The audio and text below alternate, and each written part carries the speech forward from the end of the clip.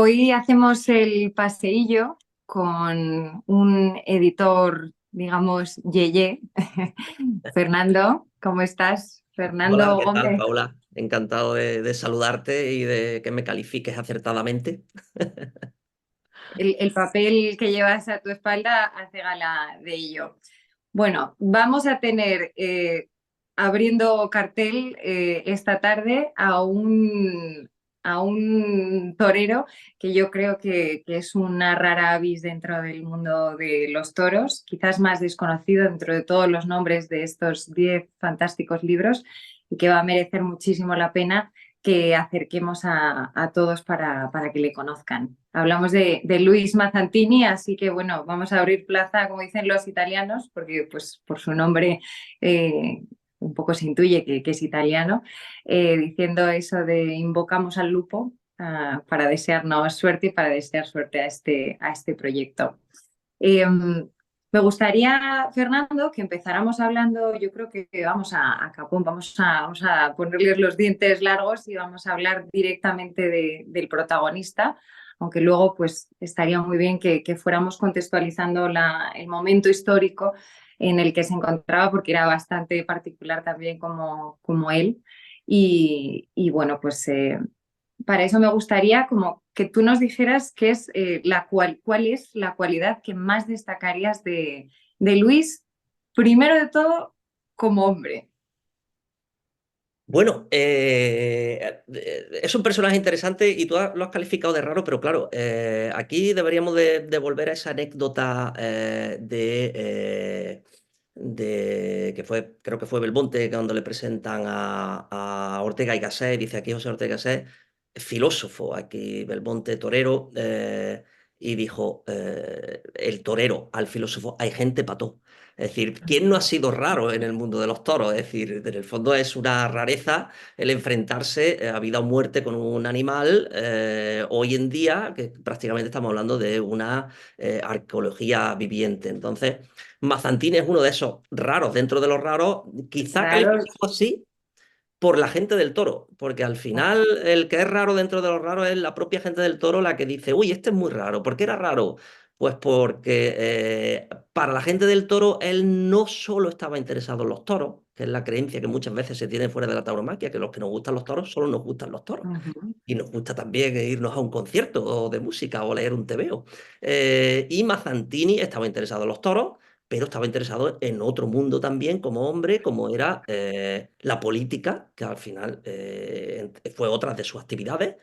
Fue concejal por Chamberí, fue luego gobernador civil en Guadalajara y en Huelva, y sobre todo por la cultura con palabras, o sea, la alta cultura, que era propio hasta los años 60, que la baja cultura también se eleva y se convierte en tan importante como la alta cultura. Y hablamos de la ópera, de la zarzuela, donde le gustaba, pues evidentemente, acudir. Y luego además vestía fuera de los toros, no como torero tradicional de fines del 19, sino como un señor elegante, como un dandy. Y aquello, más que fuera de los toros, era dentro de los toros visto como raro y todavía hay quien dentro de los toros pues ve un poco raro quien no forma parte de ese estereotipo que muchas veces se tiene o se nos ha hecho creer que tiene, ¿no? Sí, estaba sonriendo porque incides en el tema de lo de la vestimenta y de hecho en el prólogo que escribes nos sitúas muy fácilmente desde las primeras páginas hablándonos de un cuadro. Yo tuve la ocasión de verlo, no reparé en él, cuando vuelva a verlo repararé más detenimiento y invitamos a todos a que si pasan por el Museo Reina Sofía se fijen en ese cuadro en el que está un torero junto con otros dos monstruos de la época, y está envuelto sobre ese capote de brega que hace un poco las veces de una falda. Y Claro, sí. estamos hablando de Mazzantini. Elías, Ahí él marca la diferencia sin su montera.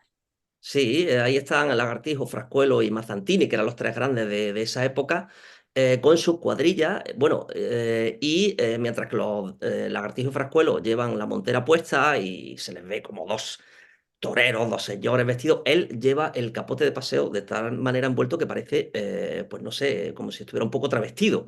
Es decir, que ya da imagen de ser diferente. Lo interesante de ese cuadro es que está pintado en 1936-38. Es decir, cuando ya han pasado muchos años han muerto los tres, han pasado Falleció. 30 años de la muerte de Lagartijo, bueno, 36 años, y sin embargo Vázquez Díaz todavía tiene esa imagen de que ese señor era distinto a los otros dos. Es decir, cómo trasciende incluso a los que no vivieron su época, a los que llegan un poco después, y cómo ha quedado ese estereotipo de este señor era distinto a los otros.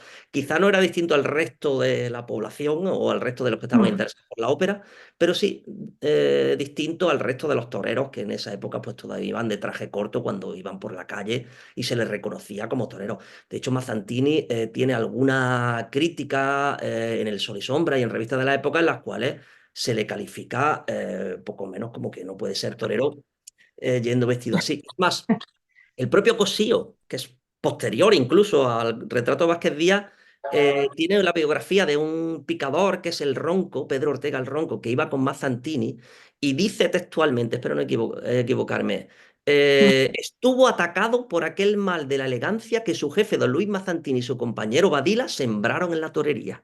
El mal de la elegancia. El mal de la elegancia. Es Sí. Bueno, precioso. sería ahora en lenguaje actual, sería un influencer. De hecho, Pues en el libro se cuenta que él, vamos, hubo hasta un color, que yo por eso voy de verde. Hubo el sí, color sí, verde porque Mazzantini, que era menos Mazzantini. manzana, más ocre, porque y le hubo- gusta ir siempre vestido Pero de tú verde. vas, tú vas hoy muy de verde Mazzantini. Claro, verde. Sí, decían que era un poco más ocre, más óxido, ¿no? Pero bueno, en honor a él. Con la chaquetilla, sí, sí. Y era un dato curioso que incluso fuera de la plaza él rompía esa estética que llevaban los toreros vestidos de corto y dentro de la plaza marcaba también esa tendencia. Más allá de todo lo que estás contando y adelantando, para no hacer tampoco spoiler, pero que él, sus costumbres pasaban por moverse en un entorno social muy diferente al que se movían los toreros y era normal verle en la ópera, eh, pues Sí, con además, gente de además alto tiene standing. esa cosa del interesado por la alta cultura, pero que a la vez es parte de la baja cultura, porque bueno, él era hijo de un ferroviario italiano, bien educado, pero tampoco era un señor que se había movido toda la vida en la élite. Él, lo mismo se le podía ver en la zarzuela, que estaba con flamencos en cualquier tugurio participando, es decir, incluso cantando, porque era él quiso ser cantante de ópera y pidió opinión a cantantes o al actor Antonio Vico, que era amigo suyo, por ejemplo, lo cual me lleva al romance supuesto o no que tuvo con Sarah Bernhardt en La Habana, del que Ajá. hablaron los periódicos de la época. Pero que él se movía lo mismo en las altas esferas que en las bajas, ¿no? En los bajos fondos, que era muy propio de los toreros, el moverse por esos bajos fondos, por el flamenco, por el lumpen, como aparece en la segunda parte de este libro, que es el bosquejo cómico lírico escrito por Tomás Infante Palacio, que es una especie de adenda a este libro que completa su figura y que es un librito, una obra teatral con música que se escribe cuando Mazzantini está en activo y donde se le relaciona precisamente con el lumpen, que van a pedirle dinero y demás. Entonces, un personaje de esto que se llama controvertido o que a la vez se mueve con las altas esferas, con las bajas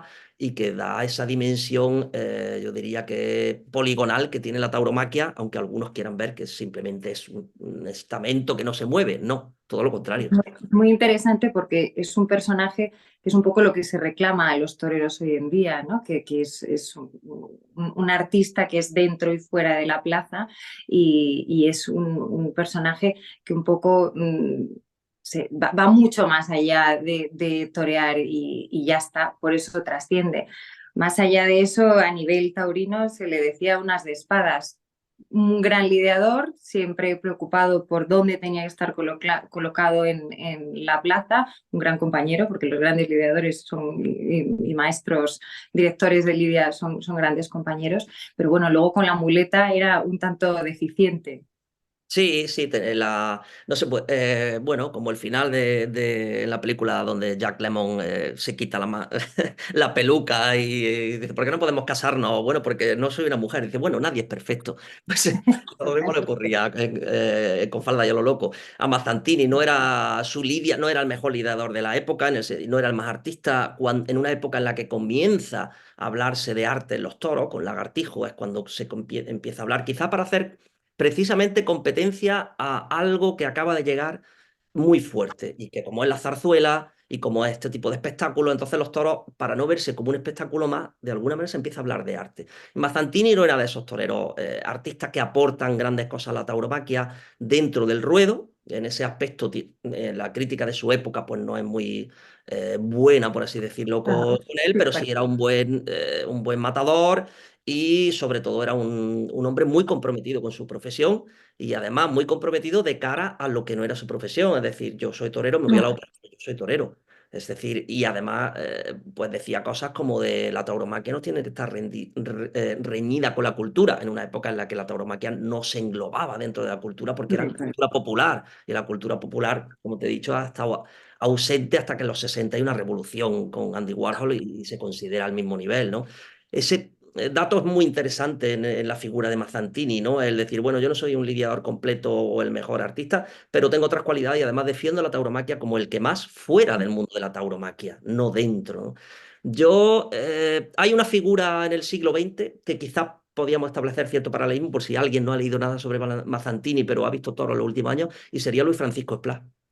Creo que Splá sería esa persona que ha estudiado Bellas Artes, que pinta carteles para las corridas de toros donde él torea y que está muy interesado, aparte de dar unas conferencias magníficas, hablar magníficamente sobre la tauromaquia, lo que es la tauromaquia, lo que trasciende. Pues creo que Mazzantini, salvando las distancias, y Splá son ese tipo de figuras dentro de la tauromaquia que van un poquito más allá y que no tienen vergüenza en decir torero, soy torero, pero además también soy un aficionado a la ópera, ¿no? Si volvemos al contexto en el que vivió Mazzantini, también es muy interesante porque, bueno, pues él, si pasamos al final, fue gobernador civil, fue homólogo de Pablo Iglesias, el fundador del ¿Cierto? Partido Socialista, pero él llegó a España de la mano de Amadeo de Saboya, entre medias fue amigo de Alfonso XII, también trabajó con Alfonso XIII, era una época muy convulsa de España por la que se pasó por distintos regímenes políticos y él no se quedó al margen de nada de eso. Es interesante saber en el momento en el que estaba tanto el torero como la obra de la que estamos Sí, hablando. es una época apasionante porque, bueno, era una época en la que en el 68 hay una revolución, cae, bueno, se marcha Isabel II y tenemos 6 años muy convulsos con una república, con un rey italiano, precisamente Amadeo de Saboya, que es el que trae, entre comillas trae, porque él viene muy joven, 14 y 15 años, viene como de secretario de un secretario de Alfonso, perdón, de Alfonso, de Amadeo de Saboya. Sí, de Amadeo de Saboya. Pero bueno, luego él sabía italiano, él había nacido aquí, es decir, en el Goibar, entonces, es decir, conocía el paño. Pero viene, de alguna manera se reconecta con España a través de la llegada de Amadeo Saboya. Amadeo Saboya al año y medio dice, no aguanto a estos españoles y me voy. No puedo con estos locos. Con lo cual se establece la Primera República Española, el régimen cantonalista de todos aquellos 6 años convulsos con la restauración final de Alfonso XII y la llegada pronto de Alfonso XIII cuando todavía está en activo Mazzantini. Entonces conoce muchos regímenes, conoce una España muy convulsa que retrata muy bien Valle Inclán en El Ruedo Ibérico, mejor título imposible para hablar de toros. Y bueno, participa de ello y es más, cuando se retira, él no es gobernador civil hasta el 18-19. Es anteriormente ya ha sido concejal compitiendo con Pablo Iglesias por el distrito de Chamberí. Él sale elegido el número 1 y el número 2 Pablo Iglesias. Entonces, años después es gobernador, primero de Ávila, luego de Guadalajara, pero bueno, al revés, Guadalajara y Ávila, pero en el poco tiempo que él es gobernador de esas ciudades, pasan tres distintos primeros ministros y se mantiene con ellos hasta el tercero. Y un poco ahí hay una situación en la que la gente de Ávila no quiere a Mazzantini al final. ¿Por qué? Porque no se casa con nadie.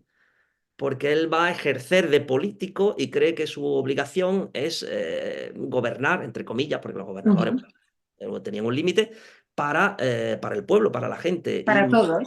Ajá. exactamente. Y entonces no estar sujeto a componendas como, por desgracia, pues en política se está demasiadas veces, ¿no?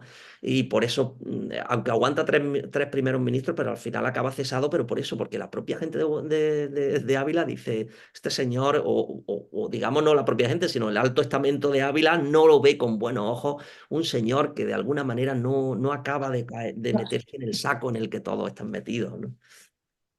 Para cerrar, quizás estaría bien que habláramos un poquito de la pluma de ese hombre, de Manuel, Paco Pico, Hermógenes, porque es muy bonito decir que van a encontrar un libro a quien se acerque, que les invitamos a que se acerquen a leer este libro, una pluma que no es nada cursi, nada empalagosa, es una pluma que aprieta con fuerza y que ensalza y critica a la par con mucha mano izquierda.